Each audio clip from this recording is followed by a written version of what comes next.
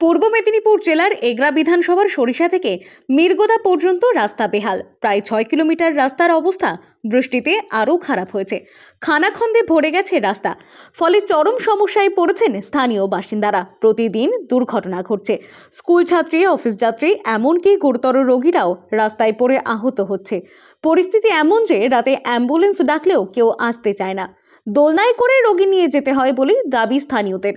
বারবার প্রশাসনকে জানালেও কোনো সুরাহা হয়নি বলেই অভিযোগ এলাকাবাসীর। তাই রাস্তার ওপর টায়ার জ্বালিয়ে বিক্ষোভ দেখালো গ্রামবাসীরা।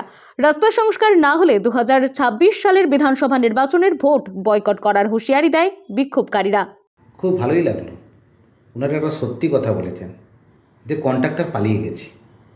আমি ফার্স্ট টাইম বলবো যে কন্ট্রাক্টর 3 বছরের মধ্যে পালিয়ে গেল কেন, তা তদন্ত করা দরকার।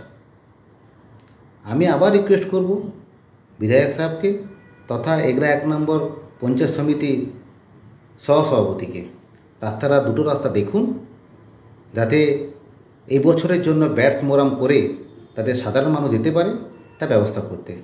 তৃণমূল, বিজেপি সহ সব দলের লোকেরাই এই রাস্তা ব্যবহার করেন। তাই রাজনীতি সরিয়ে রেখে কবে রাস্তার হাল ফিরবে, আপাতত সেই দিকেই তাকিয়ে এলাকাবাসীরা। পূর্ব মেদিনীপুর থেকে রাজীব নন্দীর রিপোর্ট, টাইমলেস ডেপিকশন নিউজ।